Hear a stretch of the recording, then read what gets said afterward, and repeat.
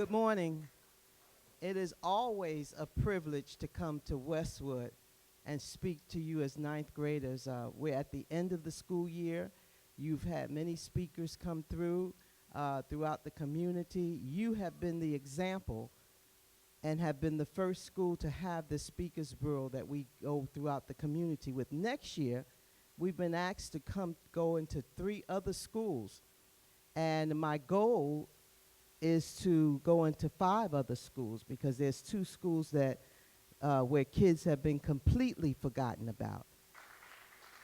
We have not 1, not 2, but we have 3 speakers here today. And I know you know at least one of them, and I know some know 2, and maybe some of you know 3. I want to first give acknowledgement to my husband, the Reverend Kenneth Mills, who is sitting right here next to me. He has been my mate for over 40 years.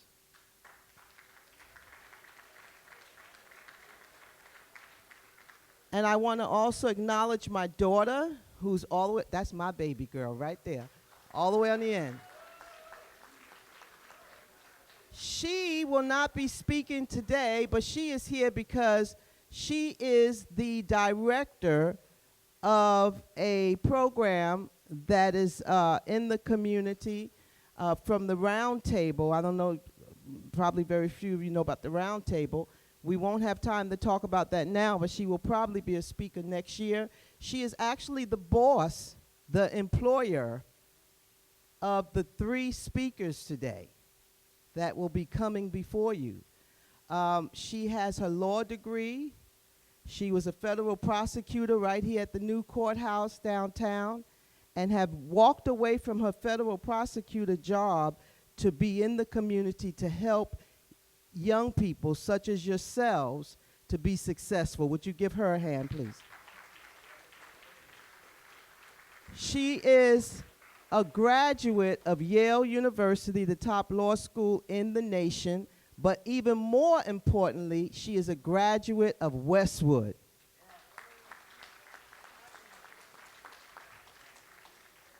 So without further ado, because we don't have a lot of time today, please give your undivided attention to each speaker. They have about 10 minutes. And they have powerful stories that they want to share with you. They share so that you can be a better person in life, so you can see all of the, before you get to certain places, you can see through their life story. So we're going to start out with Mr. William Roundtree. Would you please come, Mr. William Roundtree, and put your hands together for him. Thank you so much for coming. How are you all doing today? I am Mr. Roundtree. I know a lot of you young men and young ladies throughout the community, and I work with Restoring the Village Youth Initiative, outreach worker where we work with gang members to try to help them turn their life around. Now, my story goes by, I was not always the best kid. I know some of the teachers, but I had a little crew where I hung out with, and and some of the guys, they gonna get on me because I get on them in the community. I have a couple of guys where you always fussing at me, but I was one of the guys as well that was running with guys and liked to fight, liked to get in, carry a gun, and I also we didn't have problems with jumping people, but I had to change my life around.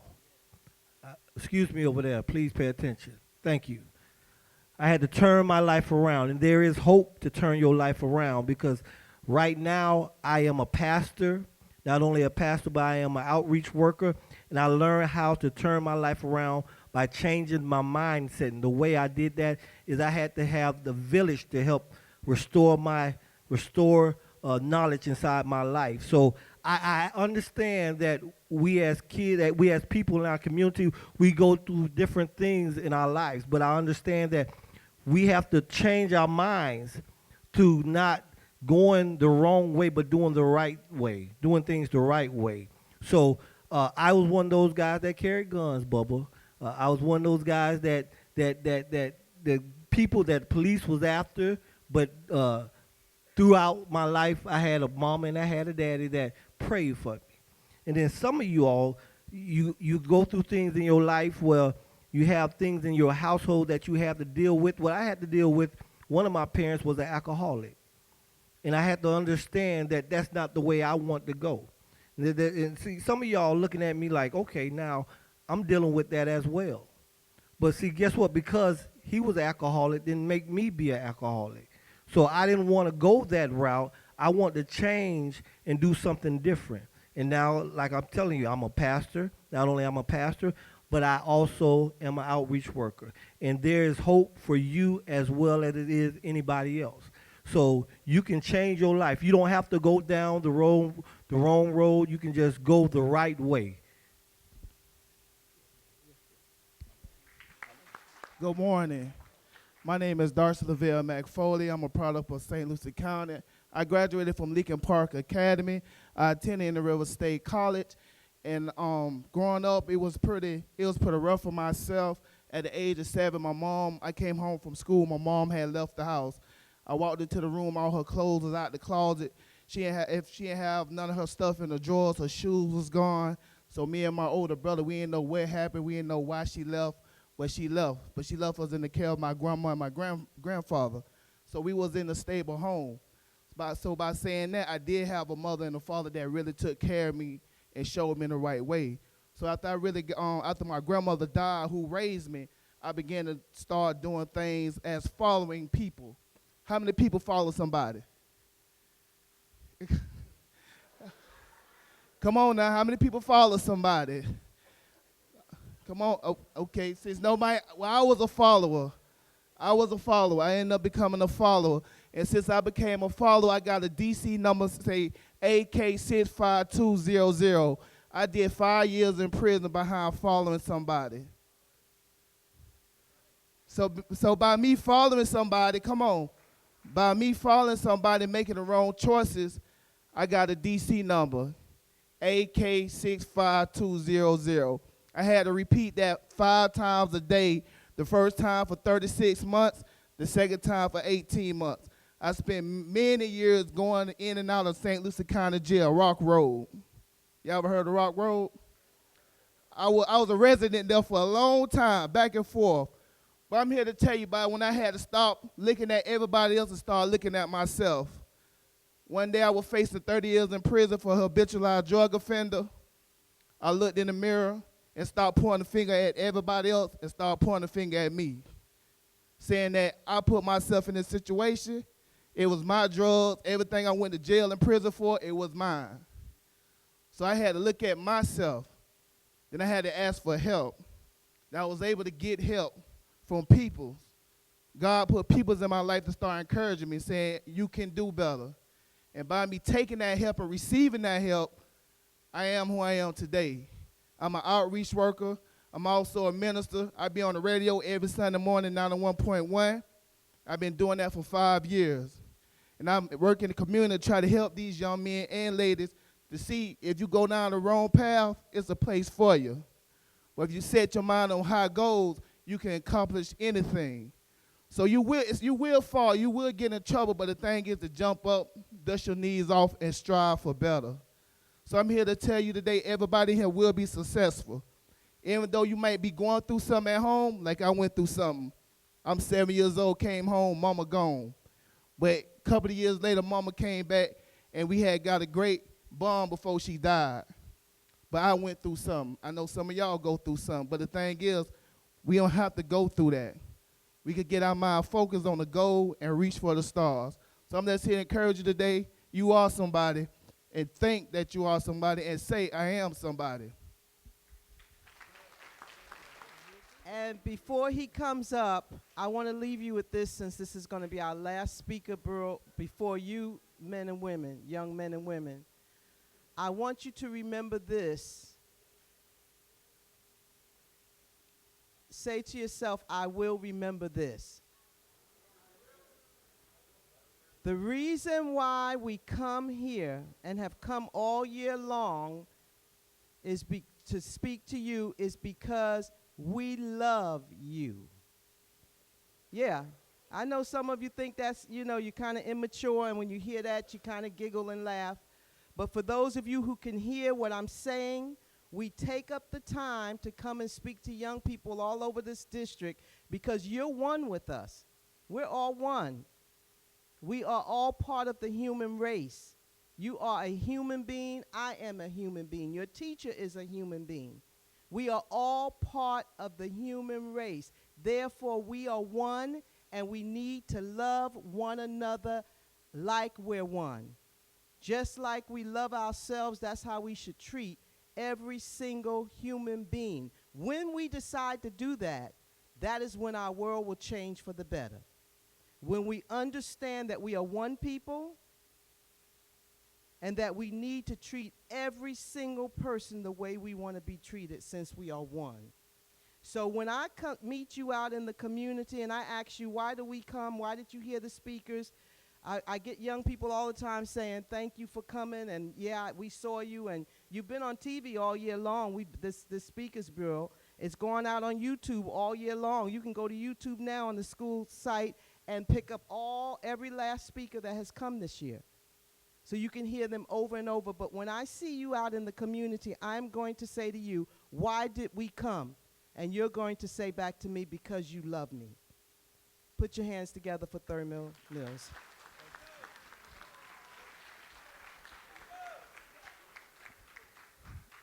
Good morning. My name is Thernell Mills. Most of you guys know me as Coach Mills and Mr. Mills. But before I got all of those titles, I was a rebel. And the reason why I was a rebel is because my father died when I was 14. Going into middle school, now my mother had to raise 8 kids without a man in the house. And so from that, my mother moved us to Florida. And when she moved up to Florida when I was in 12th grade, my mom got killed in 1982 right in front of me.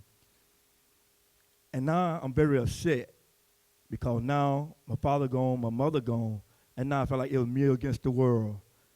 And what I did, I act like it was me against the world. I had hatred within my heart against humanity because every time I hear somebody say mom and dad, I felt real bad within inside. And I didn't understand I was starting to destroy myself with that hatred. And then before I graduated school, I had a coach right here at Westwood High School. I'm a graduate of Westwood High School also. But I had a coach. I had a coach named Marcellus Brown. He was my basketball coach. And what he did, he took me up under his wings as his own son and taught me how to become a man. By him doing that, I went to the military. And the military even helped me better because now I had got 2 kids out of wedlock and a third on the way from 2 different women. I'm telling you my life story because I was trying to destroy myself. I even tried to commit suicide because I felt like there was no reason to live. I felt like I wasn't worth nothing. But then I found Christ in my life. Once I found Christ in my life, I started turning things around. So what I did, I graduated from high school, but I graduated in the low percentage, that 0.8% or that 0.8 grade average. Yeah, I was kind of like a slow one. But what I did, I said, I want to change me because I fed on what people said about me that made me belittle myself. I said, so I want to make a difference for me. So I didn't have no role model to look at. So what I did, I said, well, I'm going to make myself a role model that people can look at me. Let them know that you can overcome adversity. So what I did, I started working at the program called Echo Leadership. And they taught about reality therapy. They taught about controlled behavior and all that. And I started applying that to my life. Let me know that you are somebody, but you got to present yourself like somebody and have people to understand that they cannot walk over you because you know who you are. And so by doing all that, I went to college. I got my AS degree in human service. And I started to quit. I said, no, I can't stop there because I started feeling good to me. Then I went on and got my BS degree in criminal justice. I said, no, I can't stop there because I want my grandkids to know that, hey, no matter what you go through in life, you can overcome opposition and circumstances. So I went on and I got my master's degree in criminal justice. You see what I'm saying? So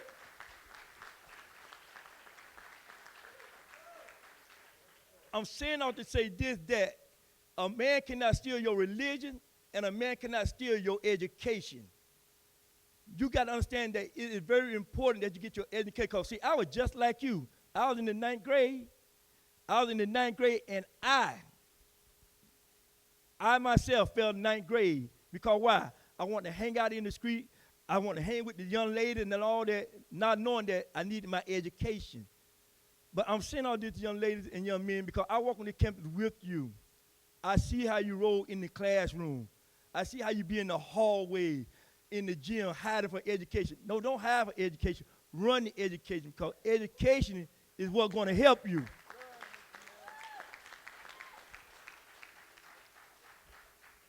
So if you look for anything to see on campus now you can look at me because I'm a product of what you are and I'm a part of what you can be. That's why I'm in the community now with Restore the Village. I would do it for free because I love helping people, because I don't want people to be in the same situation that I was in. I only help Restore the Village. I'm also a part of a group called Men of the Sword. That's also a group that we go into the schools to help young men, to help young ladies. And also, you know, I'm a coach on this campus. I came back to this school for one reason only, is to help young men and young ladies to be a success. They say can't nothing good come out of Westwood. Guess what? Something good. Can you believe we went through 3 speakers and we still have 12 minutes left? So at this time, you will have the opportunity. We have 12 minutes left or no? 9. We have 6 minutes. That's half of the time. 6 minutes left. So at this time, I'm going to have my very own baby girl, my first child, my baby, come up, and she's going to say a few words to you. Put your hands together for my baby, Miss Shaniek Maynard. Good morning, Panthers. I don't hear you. Good morning, Panthers. Well, it is definitely an honor for me to be back here in my old stomping ground, Westwood High School. Is that Peppy? Hey, Peppy. How you doing? So I only have 6 minutes. So what I want to talk to you about, you've heard from our Restoring the Village outreach workers, and they talked to you about some of the challenges that they experienced in life. I want to tell you about my life and my experience. I remember sitting right in these chairs that you all are sitting in today and feeling really different. My mom told you some of my story. I graduated from Westwood. I went on with a full scholarship to Howard University, and then I graduated from law school at Yale Law School. I've lived in probably at least 5 major cities: Washington, D.C., New York, Baltimore, Miami, New Jersey. I've traveled to at least 5 or 6 different countries. Last year I was in Scotland speaking. And I say all these things to say, when I was in the seats that you were in, I got teased. Oh, she's a nerd. She wanna be white. She thinks she this. She thinks she's that. And it was hard because I wanted to fit in and I wanted to be like everybody else. But I also knew that there was a call on my life, and God had gifted me for a reason. So what I want to say in my 6 minutes is that it's okay to be different.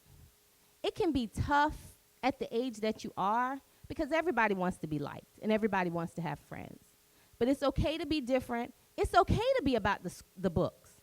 You don't have to be out there raising sand and doing the wrong thing. You don't have to be fighting. You don't have to be trying to be like everybody else. You can be yourself. And in 2014, I celebrated my 20th class reunion. And a lot of the people that spent their time in school causing problems, doing the wrong thing, trying to be the class clown, trying to get the attention, many of them never left Fort Pierce. They never got a chance to do anything in life. So what I want to say is, if you're on the wrong path, like the guys told you, you can turn that around.